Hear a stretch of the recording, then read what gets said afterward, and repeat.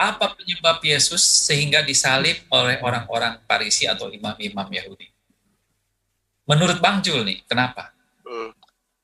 Karena Yesus itu mengajarkan dirinya sebagai utusan Tuhan, sebagai Mesias. Itu aja sebenarnya. Oke, dari mana informasi itu Bang Jul dapatkan? Ya, jadi dari pernyataan Yesus sendiri yang mengatakan dirinya utusan Tuhan. Coba tunjukkan kepada saya, pernyataan itulah yang membuat dia mati.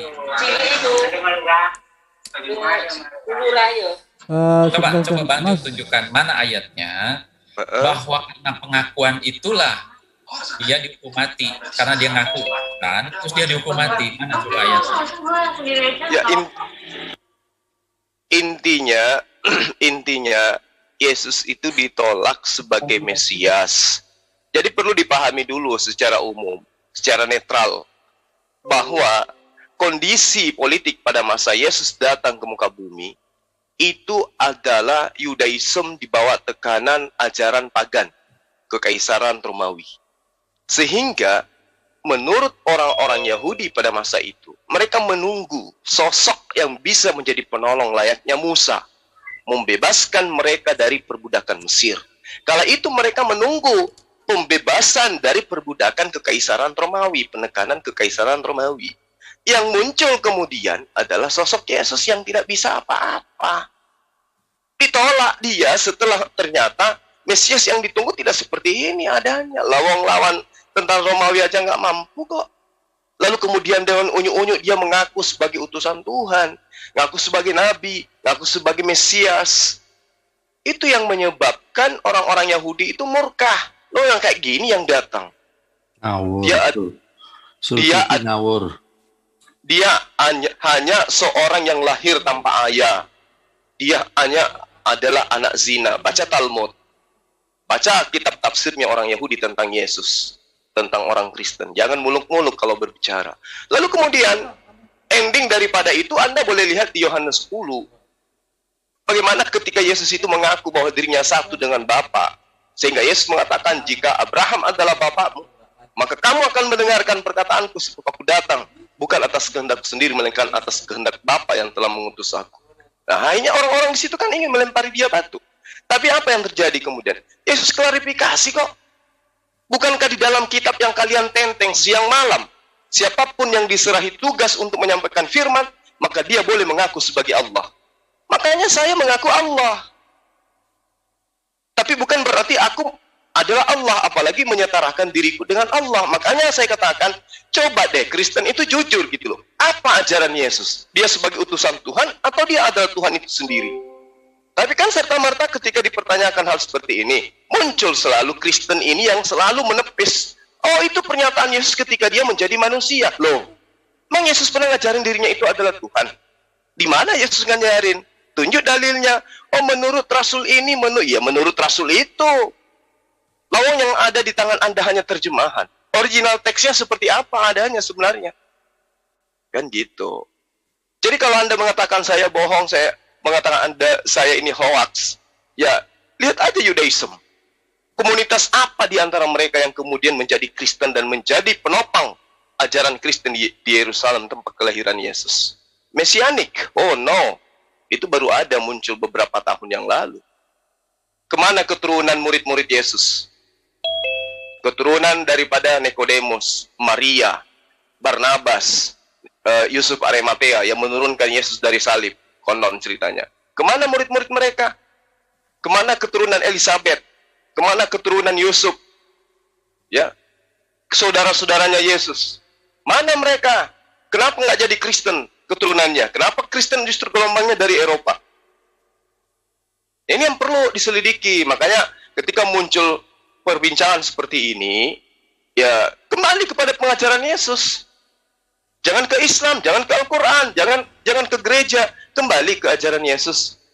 Dari mana kita bisa tahu sisi ajaran Yesus itu muncul? Di Al-Quran nggak mungkin Anda percayai. Lah kitab Anda kan penulisnya adalah orang-orang yang konon menjadi saksi. Minimal mereka itu adalah orang yang menulis berdasarkan hasil penyelidikan. Apa hasil penyelidikannya? Oh, ternyata di dalamnya Yesus mengatakan, aku begini, aku begini, aku begini, aku begini. Terus mau dikemanakan itu pernyataan-pernyataan Yesus? Sekarang saya ingin tanya kepada Anda. Tunjuk satu sikap Yesus yang menunjukkan dirinya adalah seorang Kristiani yang sekarang membuat Anda menjadi Kristiani. Ada enggak? Saya ingin tahu. Coba Anda tunjukkan ke kita. Pertanyaan tadi aja, Bang Ju. Artinya... Enggak, ya, abang yang tadi itu. Abang yang nyolot tadi itu. Coba bantu saya tunjukkan posisi Yesus yang sangat-sangat Kristiani sehingga Anda menjadi Kristiani itu di mana? Pada saat Yesus makan babi kah? Pada saat dia ibadah hari Minggu kah? Atau pada saat Yesus itu dibaptis sehingga dia menjadi Kristen? Yesus itu bukan pendiri agama. Terus Anda menjadi Kristen karena siapa? Siapa yang ngajarin? Ini gonggo. Siapa yang ngajarin Anda menjadi Kristen? Saya ikut Yesus. Di mana? Anda tadi katakan Yesus tidak mengajarkan agama.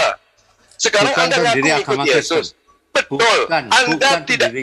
Oke, Kristen pengikut Yesus katanya. Nah sekarang ya, kalau Kristen pengikut Yesus, Yesus ikut siapa? Loh, ya Yesus Tuhan kok ikut siapa? Nah ini dia, pokoknya di situ. Yesus Tuhan kok. Ini dia masalahnya. Siapa yang ngajarin Yesus itu Tuhan? Lah, dia sudah ada sebelum segala zaman. Dari mana Anda katakan itu bahwa dia ada segala zaman? Sementara di kitab Anda sendiri Yesus dikatakan adalah manusia kedua. Iya, dia katakan aku Alfa dan Omega. Jangan salah. Dia menyatakan itu atas perintah siapa? Loh, dia sendiri ngomong. Iya, saya tanya, dia mengatakan itu atas perintah siapa? Loh, dia yang ngomong kok atas perintah siapa? Iya, saya tahu. Sekarang ketika saya mengatakan Zulkifli, akulah Alfa dan Omega. Jadi Anda ingin menuhankan saya gitu? Enggak, kalau aku... Karena alasannya apa? Kalau kamu nggak bisa mujizat apa-apa, kamu bisa berikan orang mati, Kak. Lah, Yesus melakukan mujizat itu atas kehendaknya sendiri. Loh, bisa. Ada nggak dalilnya? Ada. Di mana Yesus mengatakan bahwa semua yang kulakukan itu adalah atas kehendak sendiri? Ada nggak? Yesus, waktu dia berjalan, jubahnya itu dipegang oleh seseorang wanita yang mengalami pendarahan. Terus? Kan dia, Tuhan Yesus kan enggak perlu doa apa-apa. Siapa bilang? Ya. Coba Anda baca Yohanes 17 ayat 7. Itu apa itu? Dikatakan Yesus di situ. Jubahnya dipegang itu kan enggak doa. Enggak tempat doa, kok bisa sembuh? Tolong, saya mewakili Yesus untuk meluruskan ajarannya. Tolong tunjukkan Yohanes 17 ayat 7. Ya tuh, lihat aja. Sudah. Ya udah, silakan. Oke, saya buka ya. Ya. Oke. Yohanes berapa? 17 ayat 7. Yohanes 17 ayat 7. Oke. Terus maunya apa? Ya, coba Anda lihat, baca aja di situ. Apa yang hebat yang Anda jadikan acuan menuhankan Yesus yang ada sekarang pada diri mereka Yesus. Tahu bahwa semua yang Engkau berikan padaku itu berasal darimu. Oke. Nah, terus mana yang berasal dari diri Yesus? Yesus, dia punya kuasa memberikan. Itu kuasanya dari mana? Biarpun dari mana, karena Yesus itu dan Bapaknya sehakikat. Dari mana Anda mengatakan mereka adalah sehakikat? Sementara, apakah hakikat daripada Bapa itu adalah manusia? Sementara Yesus hakikatnya jelas adalah manusia. Wong dia firman Bapa yang jadi manusia. Kata siapa? Yesus jelas. Kata siapa, Bang? Ya Yohanes 1 itu, ayat 1. Itu pernyataan Yesus atau pernyataan siapa?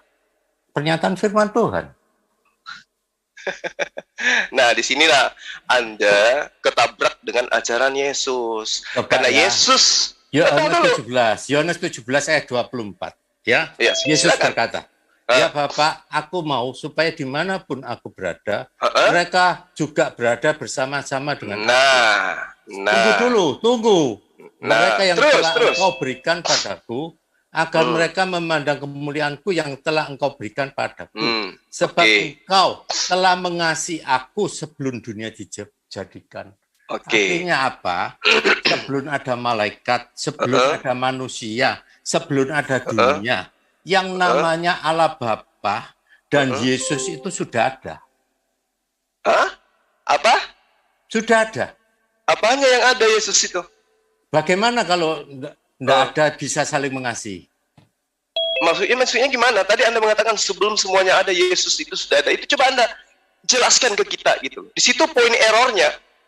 Sebab pembuktian situnya menjadi error jadinya. 17:24 coba dibaca. Ayat 24, ya Bapak, Yesus pastinya sedang berdoa atau sedang menyatakan diri sebagai Tuhan? Iya, tapi ada nggak manusia sebelum dunia dijadikan sudah ada? Siapanya? Jadi Anda ingin mengatakan bahwa Yesus dari sononya sudah manusia gitu? Memang sudah ada. Iya, saya tanya. Dari sononya Yesus itu sudah manusia? Sang Firman Bapa. Sang Firman Bapa. Di mana Yesus mengatakan bahwa akulah Sang Firman Bapa? Dia keluar dari Bapa. Apa? Yohanes 8 ayat 42, coba dibuka. Yohanes 8 ayat 24. 42. 42. Ya udah, silakan yuk baca.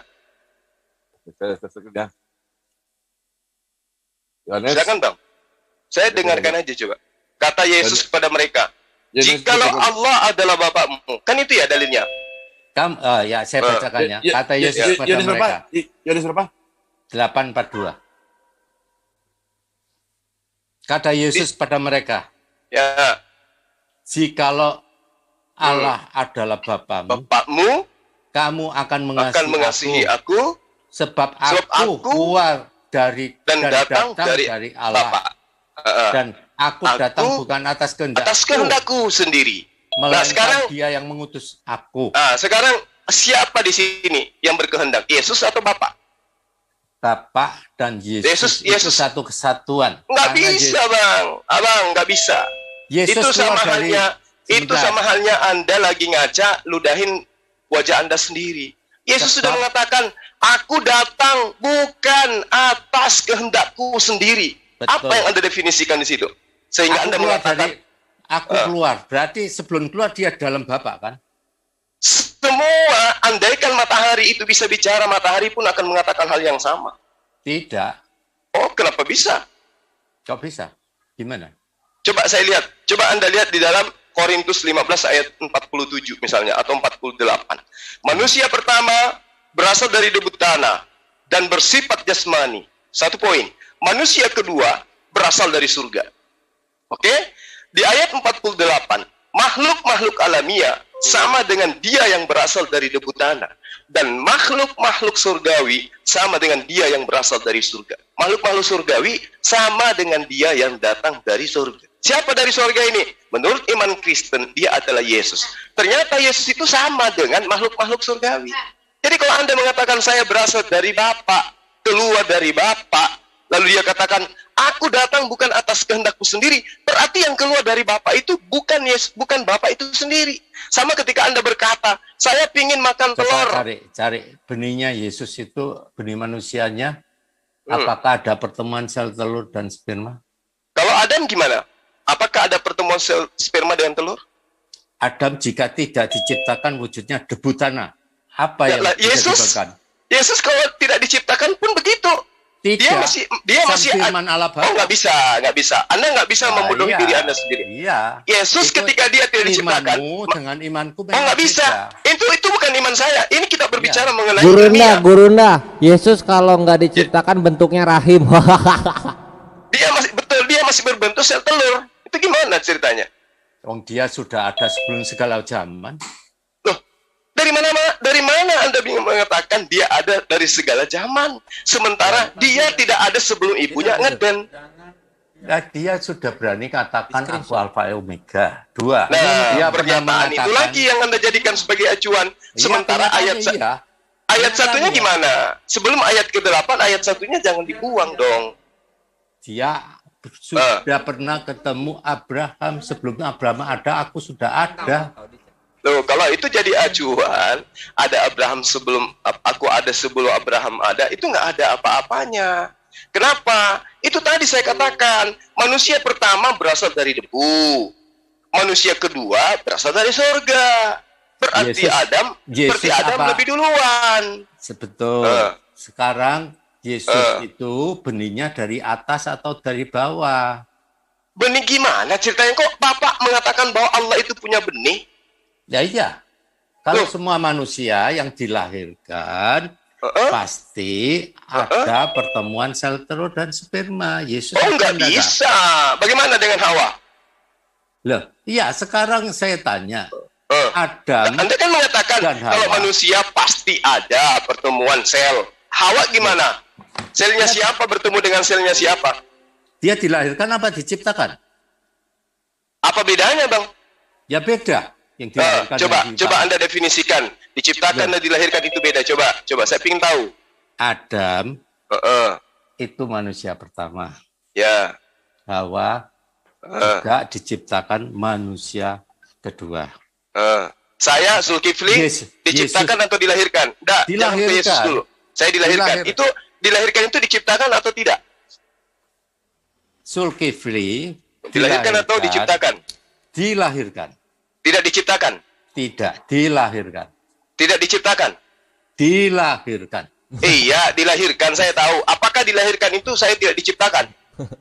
Beda, kan Anda jangan menutupi akal saya. Allah menitipkan akal di batok kepala Abang. Jangan tidak difungsikan. Saya tanya. Saya dilahirkan itu diciptakan atau tidak? Anda dilahirkan hasil ngentot atau ada Prit, kartu kuning. Nggak boleh hujat-hujat, tahan emosi. Ini cuma dialog. Jadi Hawa itu ayah dan ibumu tidak melakukan hubungan. Oke. Nah, itu baru bagus bahasanya. Lanjut. Hawa gimana? Apakah Hawa itu lahir hasil reproduksi dalam kandungan? Bahasa Bible keluar tadi. Ayo. Bahasa Bible keluar. Hawa itu dikandung 9 bulan enggak, Bang? Hawa dikandung 9 bulan. Tidak. Nah, hebat mana dengan kelahiran Yesus? Wong dia dari debu tanah. Yesus itu dari mana? Firman Bapa. Alam Allah. Jadi firman itu butuh 9 bulan diproduksi gitu ya, baru bisa menjadi manusia. Sok-sok ngomong agama mulutnya hancur. Tapi sekarang kenyataannya gimana? Apakah ada pertemuan sel telur dan sperma? Sekarang saya tanya sama Abang, Allah Tuhan yang Maha Pencipta, yang Maha Kuasa itu mampu tidak menciptakan manusia tanpa sel telur? Terus siapa itu? Ya saya tanya, Tuhan itu mampu tidak menciptakan manusia tanpa sel telur? Duh, karena Tuhan Maha Kuasa. Mampu tidak dia? Iya. Udah. Terus kenapa Anda mengatakan karena Yesus tanpa sel telur maka dia adalah Tuhan? Bukan itu aja, karena dia ada sebelum. Kan dari tadi saya minta dalilnya mana Yesus mengaku Tuhan. Anda mengatakan dia Alpha Omega, dibantah oleh ayat 1. Sekarang ketika Anda mengatakan dia ada tanpa sel telur. Oke, gini aja dah. Sekarang ini kan ada sifat-sifat Allah, ya kan? Ya. Sifat Allah itu kalau menurut di Islam kan ada 99 nama sifat ya. Dan sifat itu hanya Allah yang bisa. Ya. Betul. Tapi Yesus itu mengatakan dia itu punya sifat-sifat tentang kealahan. Contoh. Ya. Contohnya Al-Malik itu artinya raja di atas segala raja atau tuan di atas segala tuan. Di mana Yesus mengaku itu? Nah, Yesus mengatakan di Matius 28 ayat 18, Yesus mendekati mereka dan berkata, kepadaku telah diberikan segala kuasa di surga dan di bumi. Oke, baik. Pertanyaan yang muncul kemudian. Bapak yang ada di surga, siapa yang memberikan kuasa? Tidak perlu. Kenapa? Loh, dia Allah yang di surga, ya Yesus yang di dunia waktu itu. Nah, berarti Yesus masih diberi kuasa oleh Bapa. Nah, siapa yang berkuasa di situ? Yesus atau Bapa? Sekarang pertanyaannya, Anda tunjukkan, ya. Numpang ketawa dulu. Gantian kan? Saya pertanyaan. Manusia siapa yang diberi kuasa di surga dan di bumi selain Yesus? Manusia siapa yang diberi kuasa? Iblis diberi kuasa di dalam Lukas 4 dibaca. Ayo. Manusia siapa yang diberi kuasa? di surga dan di bumi selain Iblis Yesus. diberi kuasa juga tuh, dibaca Lukas 4. Saya tanya manusia. Kalau saya katakan Lukas, Salomo gimana? Mana dia punya kuasa di surga dan di bumi? Boleh nggak kita tunjukkan Amsal 8? Ya tunjukkan. Ya, yang kohos tolong di share screen. Amsal 8 meluncur, persiapkan keimanan kalian.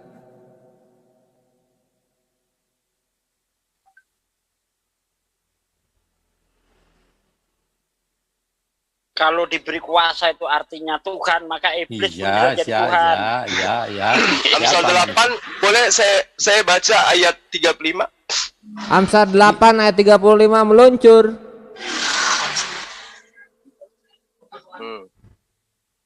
Gimana tuh?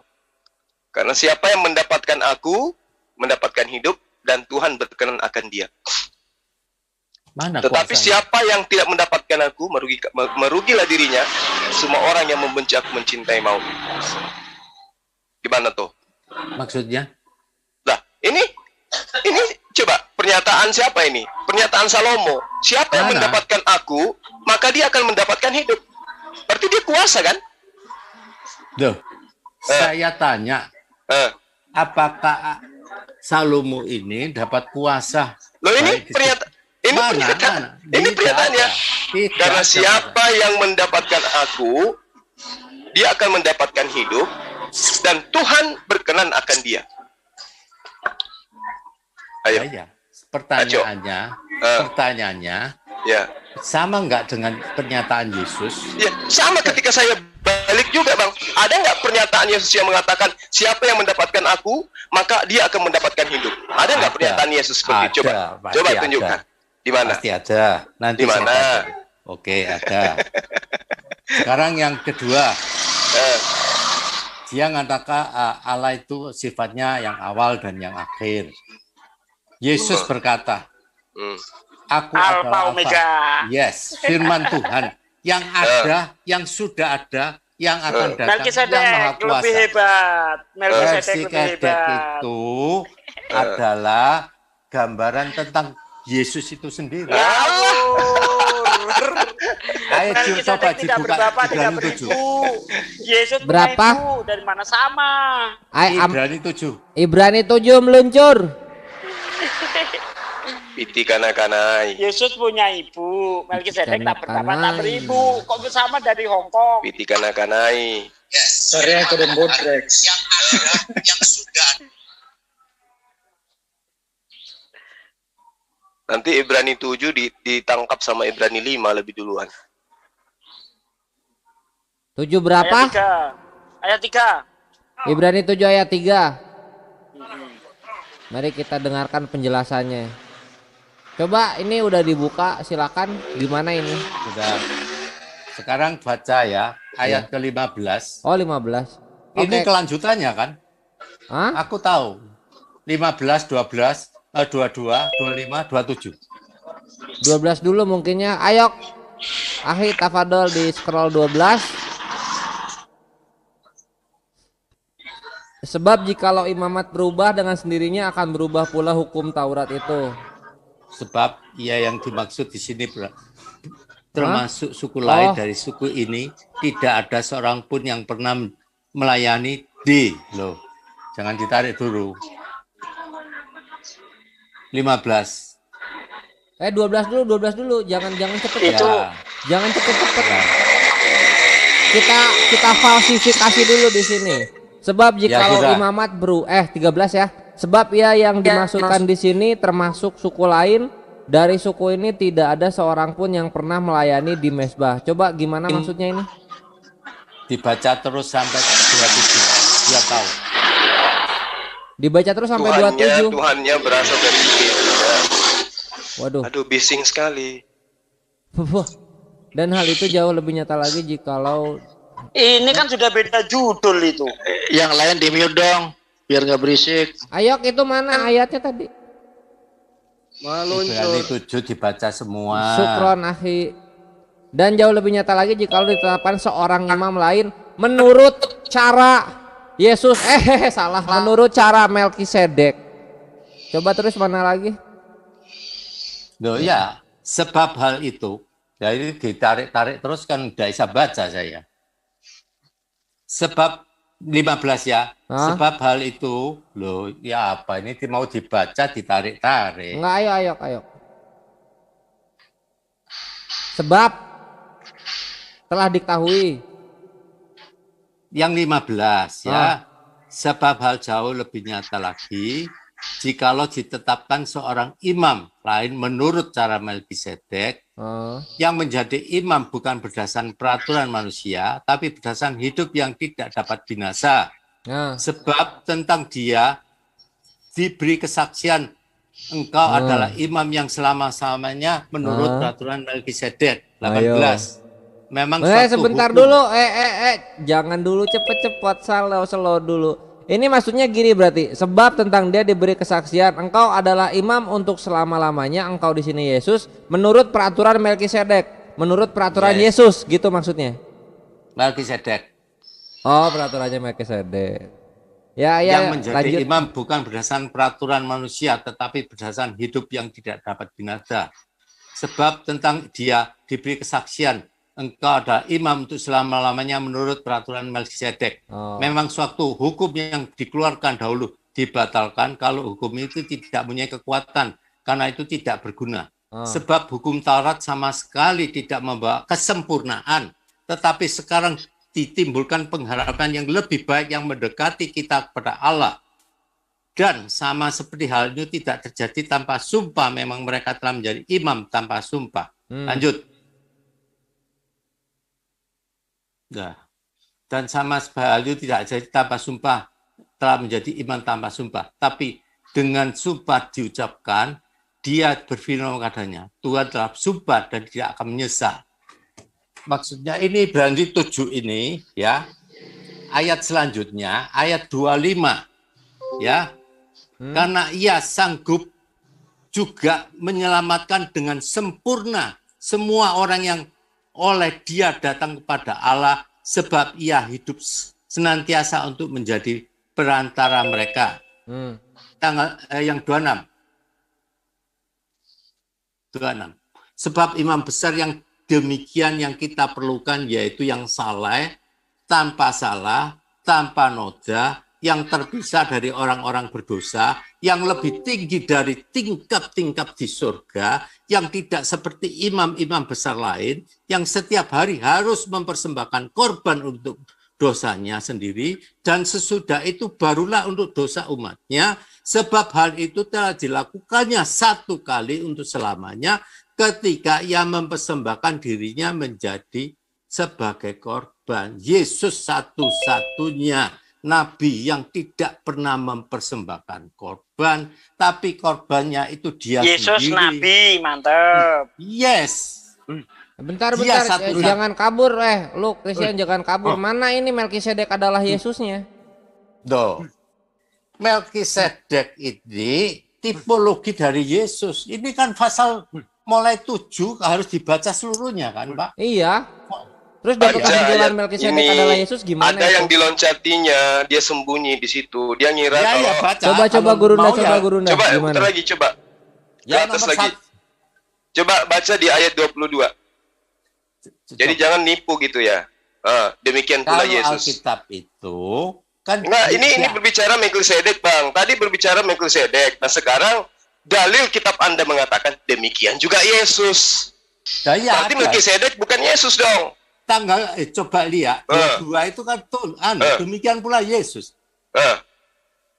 Adalah jaminan dari suatu perjanjian yang lebih kuat dari siapa? Dari Melkisedek. Nah, itu dia, berarti beda antara Melkisedek dengan Yesus, beda. Anda aja sudah menjawabnya. Anda katakan Melkisedek kan lebih hebat. Tapi di sini jelas dikatakan dia mau belokin topik. Pula Yesus adalah penjaminan suatu yang lebih hebat. Sebentar. Yesus lebih hebat. Karena ia sanggup menyelamatkan dengan sempurna. Bentar. Diingatkan pernyataan dia tadi, dia mengatakan Yesus itu adalah tidak terjadi dari air mani. Maka Melkisedek lebih hebat kalau dilihat dari itu poinnya di situ. Iya, tapi dia lebih parah lagi. Lebih parah lagi tadi. Melkisedek itu adalah Yesus. Ya bilang gitu kan. Nah, belok lagi dia sekarang. Tipologi dari Yesus. Loh, gimana Anda mengatakan tipologi sementara Anda sendiri mengatakan Yesus lebih hebat dari Melkisedek? Ya ini ayat 22 nih. Kan tipologi itu apa sih, Bang? Tipologi itu apa maksudnya? Ada kesamaan, tapi Yesus lebih hebat. Nah, sekarang Melkisedek itu Yesus atau bukan? Nggak tahu. Itu makanya. Tapi nggak apa-apa bang, nggak apa-apa bang, jujur dia nggak tahu, nggak apa-apa. Jadi guyon Kang. Anda tadi kan mengatakan Melkisedek lebih hebat. Kenyataan dari ayat 22 sampai 27, Yesus lebih hebat dari Melkisedek. Hebatnya di mana? Bentar bang. Secara fakta hebatnya di mana? Coba saya ingatkan lagi. Dia tadi ayat mengatakan. 22 coba dibaca. Bentar, Kang. Tak iling none. Tadi Anda mengatakan Yesus itu terjadinya bukan dari air mani. Nah, kalau itu alasannya, maka Melkisedek lebih hebat karena tidak berbapak, tidak beribu. Anda mengatakan Yesus Melkisedek, ngaco Kang, orang nyambung Kang. Lanjut. Coba dilihat, baca ayat mulai yang tadi, ya. Demikianlah. Iya, dibaca. Demikian pula Yesus adalah jaminan untuk janjian yang lebih kuat. Iya, kita udah selesai itu Bang. Yesus lebih hebat. Nah, sekarang pertanyaannya, apakah Melkisedek itu adalah Yesus? Karena itu ia sanggup juga menyelamatkan dengan sempurna semua orang yang telah datang pada Allah, sebab ia hidup senantiasa untuk menjadi perantara mereka. Nah, berarti Yesus perantara. Betul. Nah, berarti Yesus bukan Bapa itu sendiri. Betul. Ya udah, selesai di situ. Berarti Anda menyembah perantara antara manusia dengan Bapa. Betul. Tapi kenapa Yesus disebut Tuhan? Karena Yesus kan dia disebut Kurios, Tuhan. Iya, terus? Lord. Ya. Tapi dia satu-satunya manusia yang punya kuasa baik di bumi dan di surga. Dia Tuhan dari segala Tuhan. Ya, terus, kan? Dia lebih tinggi dari tingkap-tingkap di langit.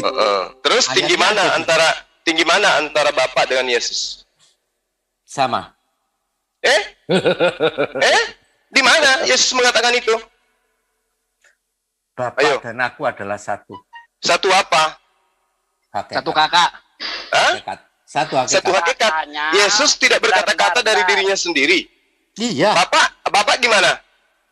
Iya. Bapak bisa nggak berkata-kata dari dirinya sendiri? Lawang Yesus itu sang firman dari Bapa. Kok firman nggak bisa berkata-kata dari dirinya sendiri? Gimana? Mas. Coba baca tanggal 26. Bentar, Kang, lima besar yang demikian yang kita perlukan. Kasih lagi, Kang. Gurunda, Stasugi katanya Bapak nggak bisa berkata-kata. Dia bilang gitu. Faktanya di surga pun dia tidak berkuasa, Bang. Baca Matius 20 ayat 21 sampai 23. Perihal kiri kananku, aku tidak berhak. Bapaklah yang berhak untuk. Matius berapa? Betul. Nah, terus mana kesetaraannya? Matius berapa? Matius 20 ayat 21 23.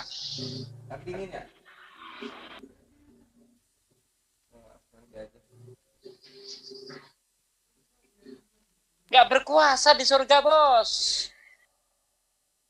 Mana? Kalau Anda mengatakan tidak berkuasa. Lah ini apa dalilnya?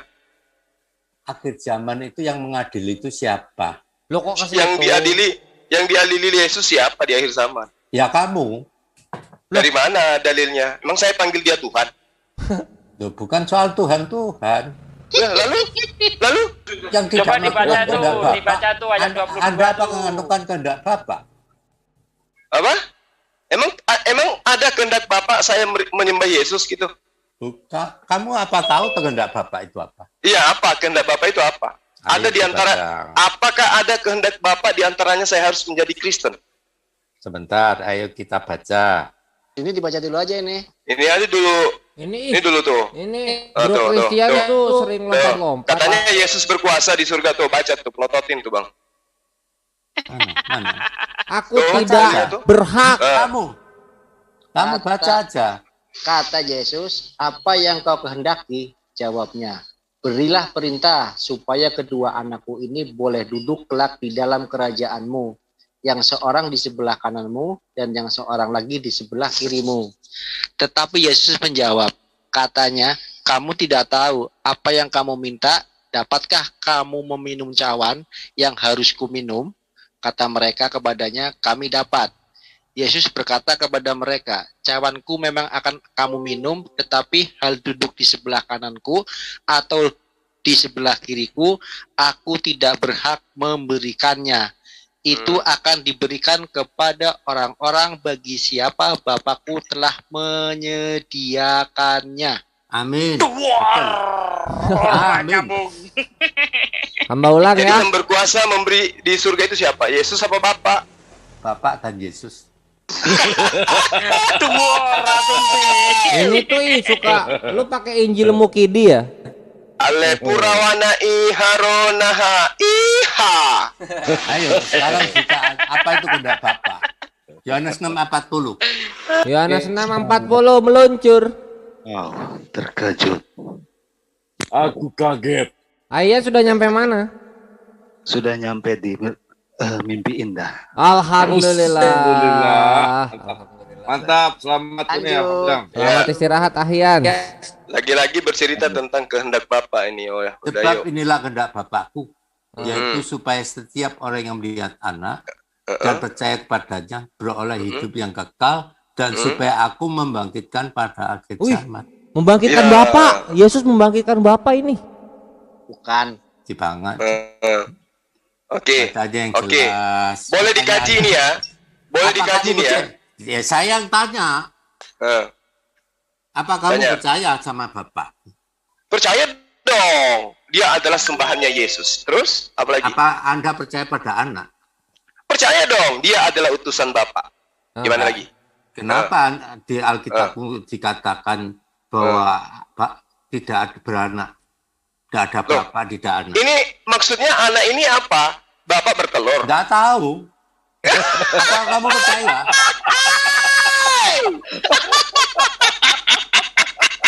Aduh, ini hari apa sih ini? Ini malam apa sih ini? Bang, anak itu istilah kedekatan. Iya, artinya dia adalah orang soleh. Tapi kan dikatakan tidak beranak. Iya, itu menegur kalian yang mengaku Yesus itu anak Tuhan. Itu menegur kalian. Artinya Anda gak percaya dengan percaya dong, karena yang dimaksud di situ pengakuan Yesus sebagai anak, sebagai orang soleh. Sementara orang Kristen menganggap anak itu seakan-akan Yesus itu adalah Tuhan karena dia adalah anak Tuhan. Ayam melahirkan apa? Anak ayam adalah ayam, anak kucing adalah kucing, anak Tuhan adalah Tuhan. Itu kan menurut konsep Kristen. Padahal anak menurut kitab ajarannya Yesus adalah orang yang soleh, orang yang taat, orang yang dekat. Justru itu aku yang percaya di situ. Tapi kebanyakan orang Islam itu. Anda itu bukan percaya kepada Yesus. Itu tidak diperanakkan dan beranak. Jadi nah sekarang apakah betul Tuhan itu beranak? Saya tanya. Loh, anak saya tanya dulu. Apa? Iya, saya tanya sama Anda, apakah benar Tuhan itu punya anak? Itu anak menurut kiasan. Gurunda, ikut dikit Gurunda. Gurunda ikut dikit nih. Apakah tangga beranak? Iya. Kunci beranak? Siap. Sekarang kalau misalnya beranak, butuh istri nggak Tuhan? Loh, kalau itu di SBT memang butuh istri, kalau ala bapak nggak perlu. Masa? Enggak. Serius? Perlu. Serius? Oke, di lock ya, nggak perlu ya. Siap ya. Hosea 2 ayat 2 tolong dikeluarkan. Hosea 2 ayat 2. Ini apa Ramex kasih? Hosea Bapak menjadi duda. Hosea berapa? Hosea 2 ayat 2. Ini makanya pelajari biblos lu supaya paham. Adukanlah ibumu, adukanlah sebab dia bukan istriku dan aku ini bukan suaminya. Biarkanlah dijauhkannya sundalnya dari mukanya dan zinanya dari antara buah dadanya. Butuh istri Tuhan itu untuk punya anak. Itulah yang kami benarkan dalam Al-Quran. Begitu bro. Chris, keluar. Terima. Ini biblos lu terima. Ini siapa? Ini siapa? Itu lihat akunya gede tuh, aku. Tuhan Bapak itu. Akunya besar, pakai strip pula. Iya, pahami dulu Israel itu disebut sebagai anak apa? Anak sulung kan? Anak sulung ini, bukan itu dia ya namanya. Supaya dapat kata sulung mesti dilahirkan. Gimana tuh? Buar. Ada jus ini jambu bukan ya? bicara Allah Bapak itu punya anak, punya istri, bukan itu Bapak. Ini bicara tentang anak sulung Israel Bapak. Ya bebas. Betul. Nah sekarang konsep iman Kristen itu kan mengakui Yesus itu sebagai anak Tuhan. Betul? Iya. Sehingga dia adalah Tuhan. Betul? Ya, dalam bahasa Inggrisnya begotten. Nah, tuh. Tadi Anda mengatakan dia bukan dari sperma, berarti dia dari Tuhan. Tuhan itu menetas, ya kan? Punya anak. Nah, itu yang dibantah oleh Al-Qur'an. Itu yang dibantah oleh Quran. Tuhan itu tidak punya anak. Iya. Terus apa masalahnya? Yesus satu, punya segala kuasa. Dia yang awal. Tadi sudah dibantah. Dalil yang membantah Anda, bukan kami loh. Aku tutup aja screen-nya, kasihan gimana? Dari diriku sendiri. Nah tuh, apa tuh? Tuhan apaan yang kayak gitu tuh? Yang nggak bisa berbuat apa-apa. Al-Nur itu Allah kan? Terang. Yang sang terang itu kan Allah. Betul nggak? Terus? Artinya terang dunia. Yesus berkata di Yohanes 8 ayat 12. Ya, maka Yesus berkata pula kepada orang banyak. Katanya, akulah terang dunia. Tapi itu kan teori. Yang pakai terang dunia itu matahari. Betul. Barang siapa mengikut aku, ia tidak akan berjalan di dalam kegelapan. Nah, sekarang apakah Anda mengikut Yesus? Ikut. Aku gak ikut Mama. Yesus ibadah hari Minggu, hari Sabat. Anda? Loh, Yesus. Ibadah hari apa? Yesus. Enggak. Saya tidak perlu Anda tipu dengan cara itu. Yesus ibadah hari Sabat. Anda ibadah hari apa? Sunday, hari Dewa Matahari. Gimana tuh? Sol Ikut siapa Invictus. Anda? Kapan Yesus perintahkan harus hari Sabat? Loh, katanya kuduskanlah hari Sabat. Itu ajaran Yesus atau bukan? Yesus itu Tuhan atas hari Sabat. Saya mau ibadah hari apa aja gak masalah. Katanya kalau Yesus mengatakan aku adalah Tuhan di hari Sabat, kalau Anda pengikutnya Anda juga harus bilang gitu. Tidak. Loh, Yesus sunat Anda? Yesus sunat Anda Minggu. Oh gitu, berarti Anda pengikut ajaran pagan karena Yesus tidak pernah mengajarkan dia bangkit. Ya, Yesus berkata, pagan lagi kan? Nah, lari ke pagan. Terang dunia. Nah, terus apa buktinya Yesus terang dunia? Apa buktinya? Siapa mengikut aku, ya tidak akan berjalan dalam kegelapan. Nah, sekarang apakah Anda ikut Yesus? Yesus itu sunat Anda? Yesus sunat. Anda? Paulus sunat. Anda? Muhammad sunat nggak? Aku sunat. Oh, Anda sunat. Bagaimana pernyataan Paulus yang mengatakan bahwa Anda tidak berguna kalau Anda sunat? Apa Yesus tidak berguna bagi diri Anda kalau Anda sunat? Galatia 5 ayat 2. Sunat itu kan ada sunat rohani dan jasmani. Yesus sunat rohani. Yesus sunat rohani. Sunat rohani itu apa menurut kitabnya Bani Israel? Saya tanya. Sunat itu berasal dari perintah awalnya pada siapa? Abraham. Ya. Ayatnya coba dilihat. Kejadian 17. Ya, terus aja. Ya, dilihat aja. Iya, kita lihat. Apa sih ayat apa? Dia mencari ayat di mana Yesus itu nanti kita sunat. Dasar Lukas 2 ayat 16. Bukan. Lukas 2 ayat 21 disunat hari ke-8. Terus apa dan? Bukan, dari Abraham. Oh, perjanjian kekal maksudnya, Pak. Perjanjian kekal, ya. Oh, kita sulit, Pak. Ayat 14-nya, dan orang yang tidak disunat, yakni laki-laki yang tidak dikerat kulit hatannya, maka orang itu harus dilenyapkan dari antara orang sebangsanya, karena ia telah sunat harus mati. Orang sunat harus mati. Gimana tuh? Orang yang nggak sunat, kalau sunat nggak berlaku si Yesusnya. Semua orang, ayat 17, ayat 27, ya, semua orang dari isi rumah Abraham, baik yang lahir di rumahnya, maupun yang dibeli dengan uang dari asing, disunat bersama-sama dengan dia. Terus? Pertanyaannya, Anda keturunan Abraham apa tidak? Gimana? Anda keturunan Abraham atau tidak? Memang harus ada keturunan Abraham gitu? Kan disebut itu. Semua dari isi rumah Abraham. Iya kan? Terus?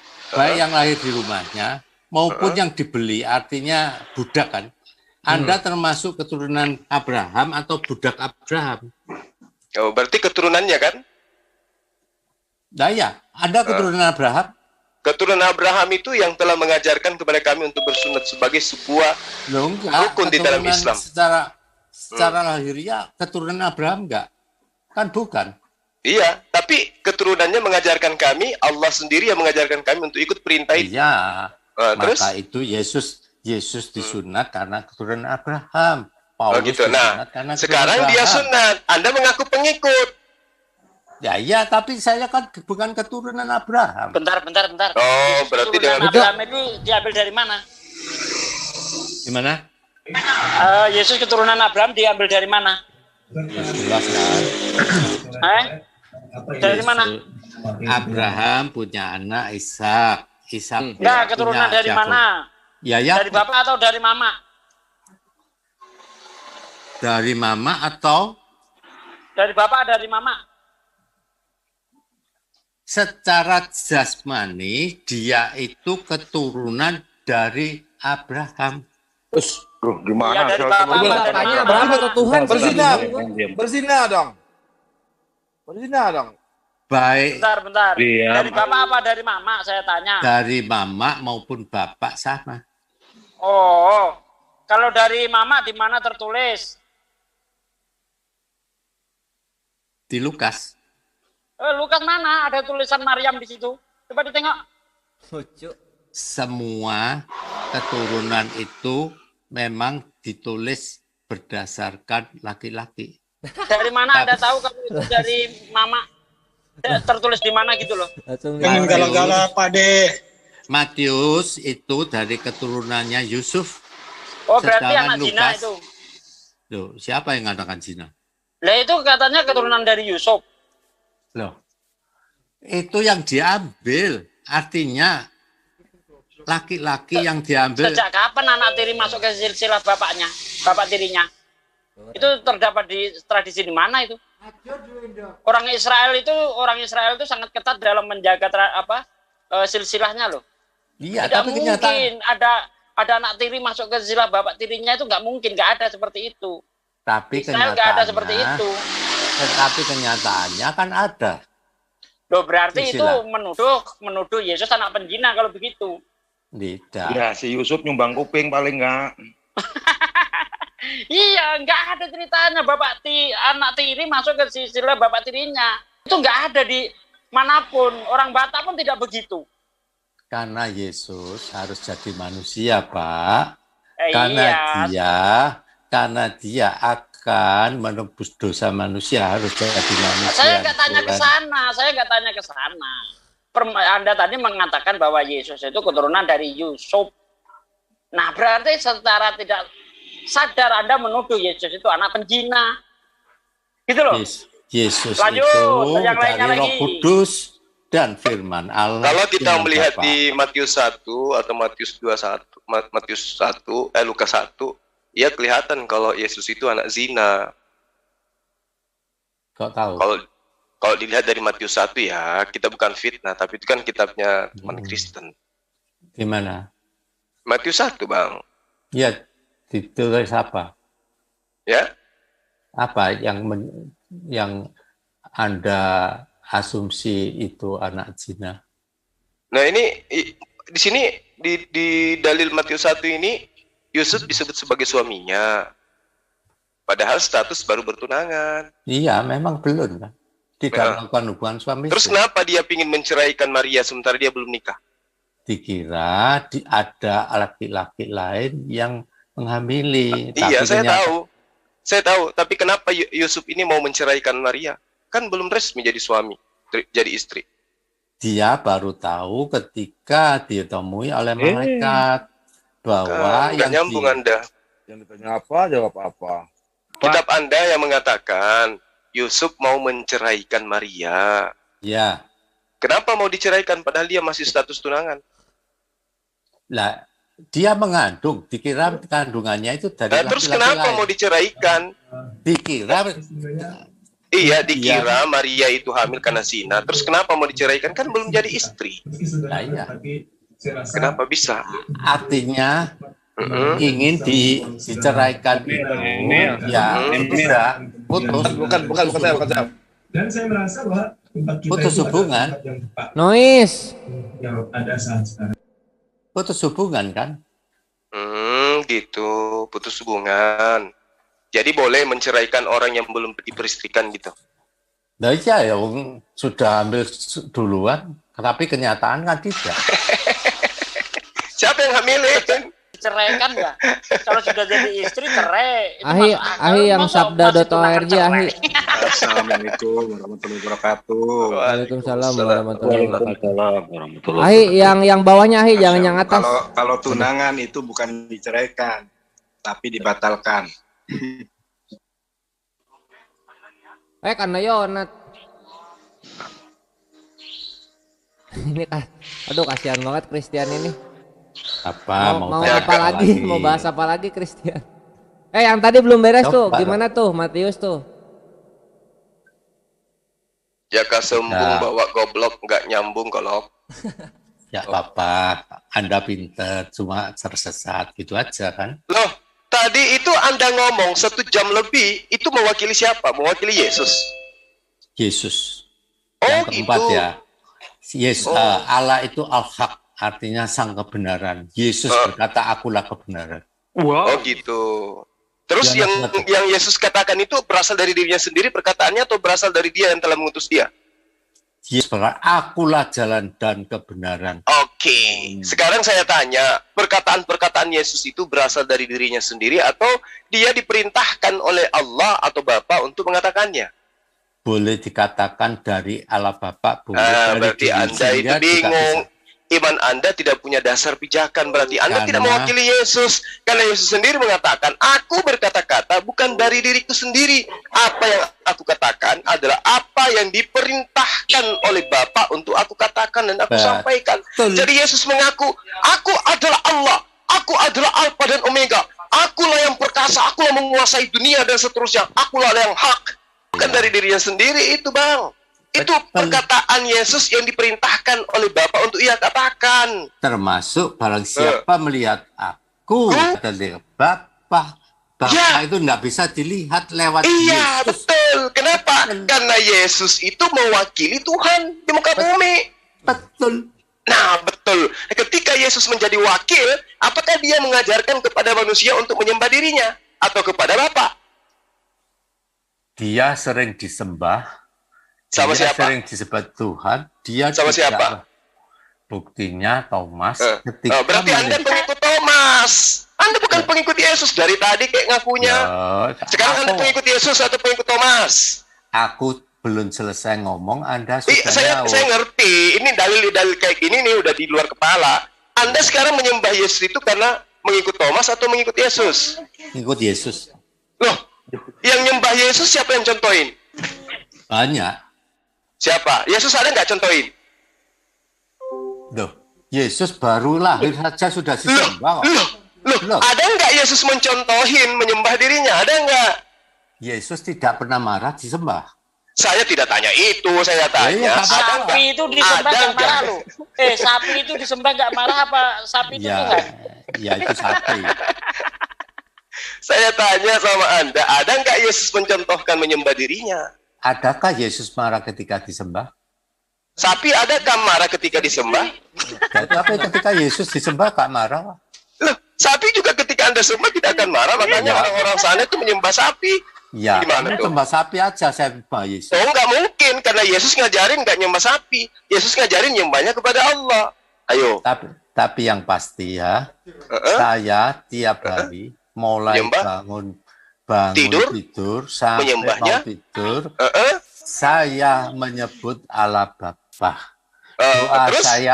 Doa saya tutup di dalam nama Yesus. Terus yang diusir kelak oleh Yesus adalah kamu. Kok bisa? Itu ajaran siapa sih berdoa pakai nama Yesus tuh? Kok saya yang diusir Yesus, apa hubungannya? Memang ada pelanggaran yang saya lakukan. Berdoa atas nama Yesus ada. Nah, yang diusir Yesus kelak nanti itu siapa? Yang berdoa kepada siapa?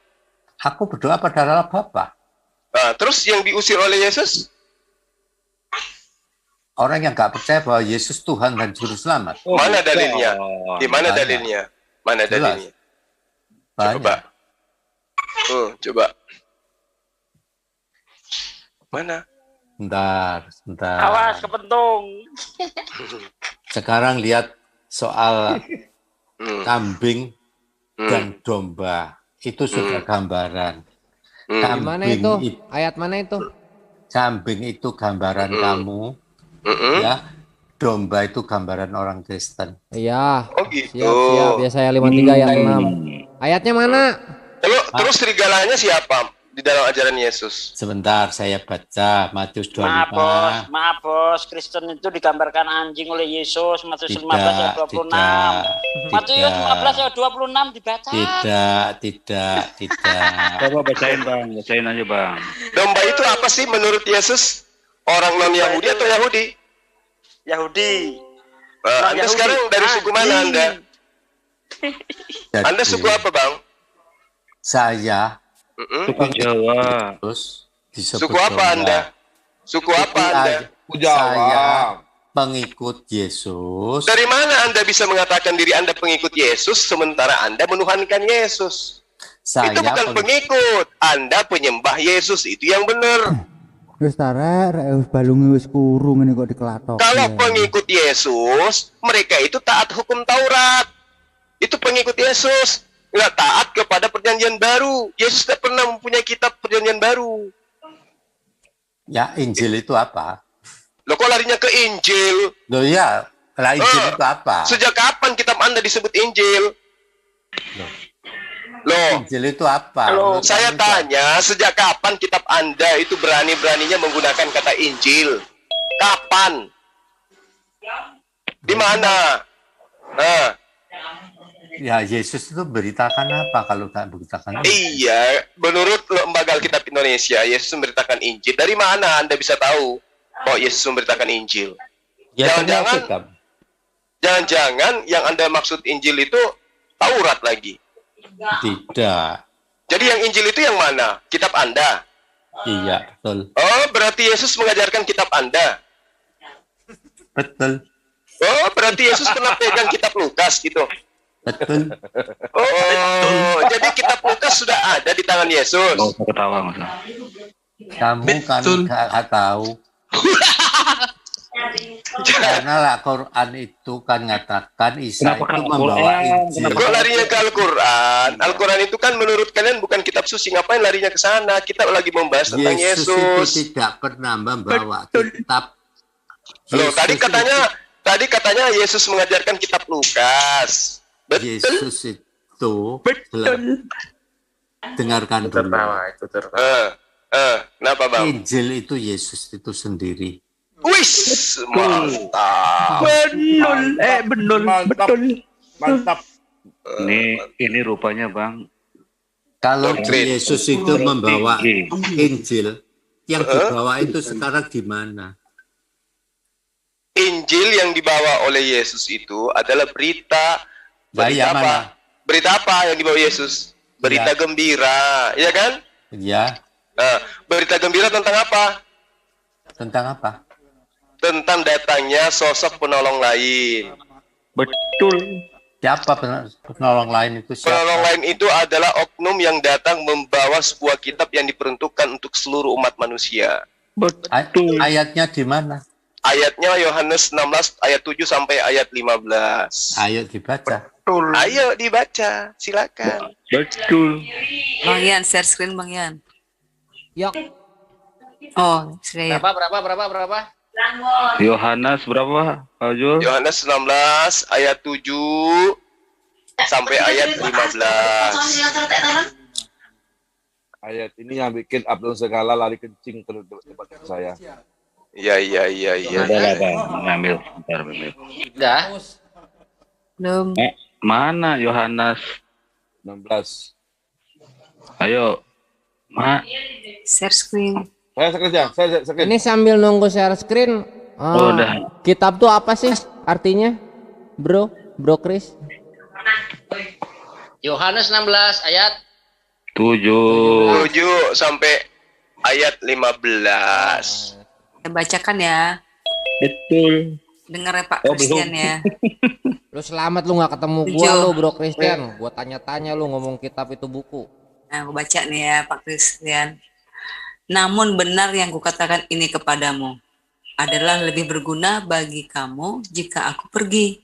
Sebab jikalau aku tidak pergi, penghibur itu tidak akan datang kepadamu. Tetapi jikalau aku pergi, aku akan mengutus dia kepadamu. Dan kalau ia datang, ia akan menginsapkan dunia akan dosa, kebenaran dan penghakiman akan dosa karena mereka tetap tidak percaya kepadaku. Aku kebenaran karena aku pergi kepada Bapa.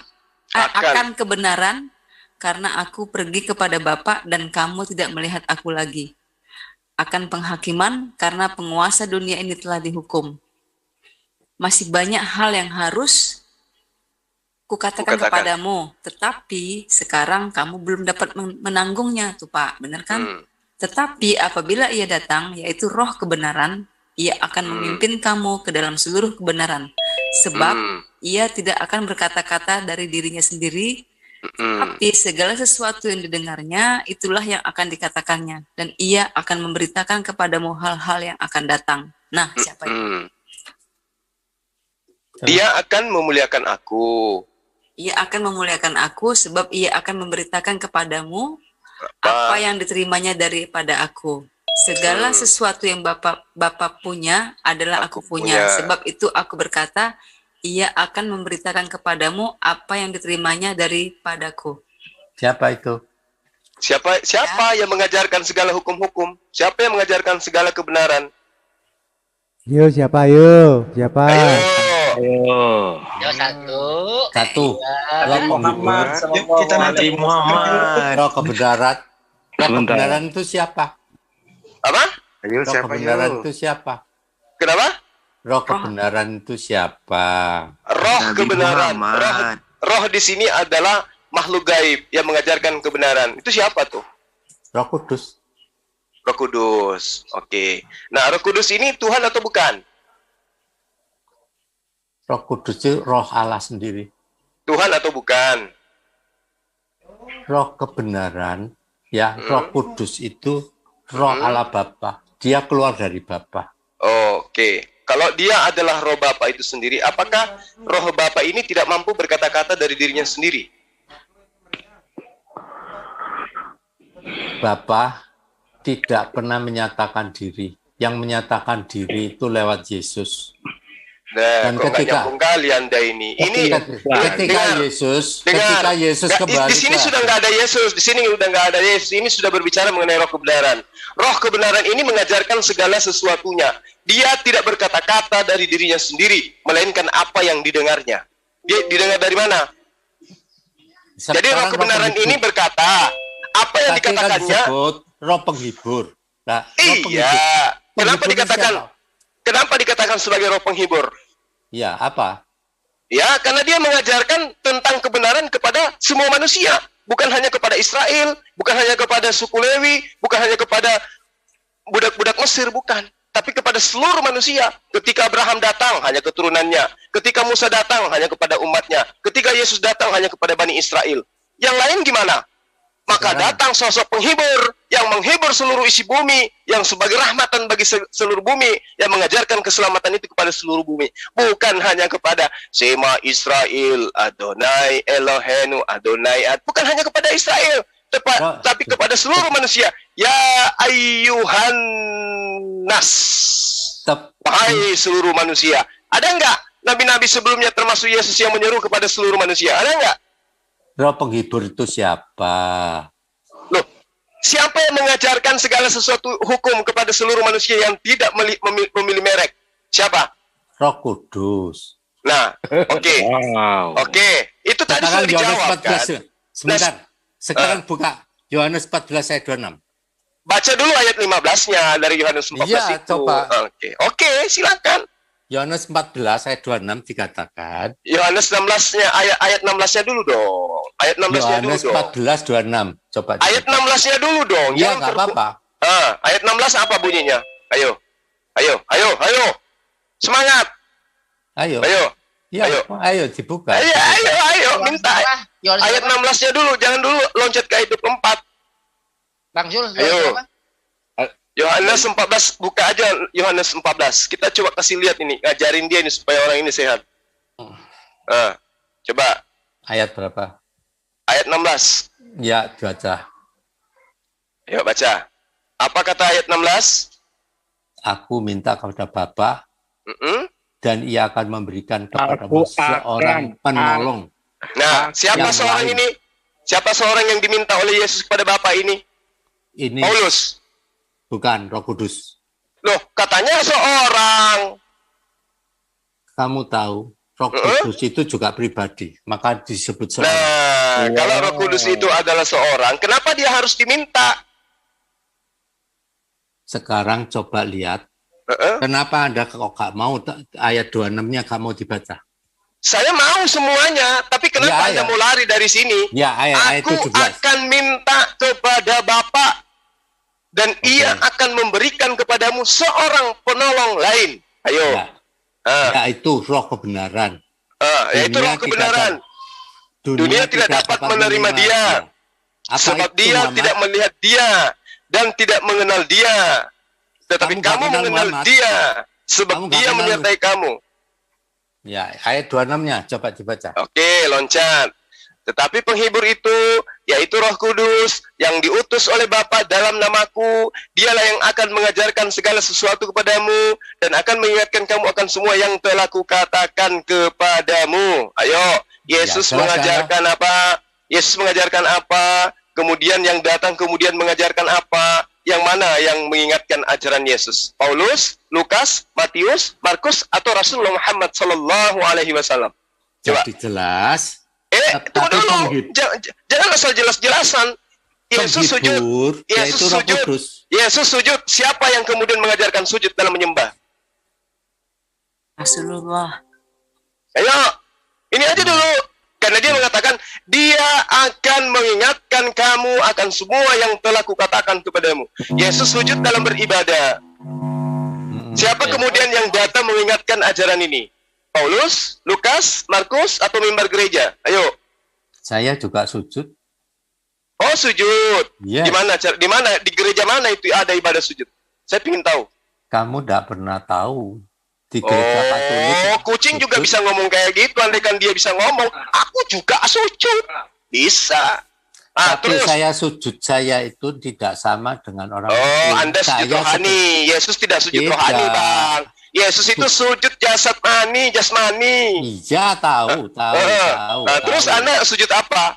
Sujud maksud saya, Yesus itu sujudnya itu tidak berdiri jongkok. Berdiri jongkok itu tidak. Terus? Iya, saya sama seperti Yesus. Iya kan, Yesus memang sudah mengatakan masih banyak yang ingin aku ajarkan kepadamu. Tapi orang-orang itu belum mampu menanggungnya waktu itu. Tapi yang akan mengajarkan keteraturan ibadah adalah dia yang diutus oleh Bapa. Yang saya minta sebagai penolong lain. Yaitu Roh Kudus. Betul. Nah sekarang, apa yang Roh Kudus ajarkan kepada Anda tentang hukum jual beli? Coba, saya ingin tahu. Jual beli gimana maksudnya? Nah, Anda itu aja bingung. Kan Roh Kudus ini datang mengajarkan segala sesuatunya.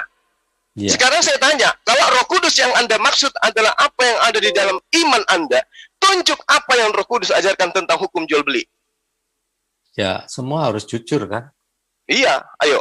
Mana? Hukum jual beli itu kayak mana di dalam ajaran Roh Kudus kepada Anda? Ayo. 1, apakah 2. saya harus buka semua itu? Harus. Kenapa memang yang rupanya jelas harus yang jelas saya jauh lebih jujur dari Anda. Loh kok bisa? Kalau Anda jujur, lebih jauh jujurnya daripada saya. Sekarang Anda jujur, apa yang Roh Kudus ajarkan tentang hukum jual beli? Kan saya harus cari dulu, Pak. Ya kan?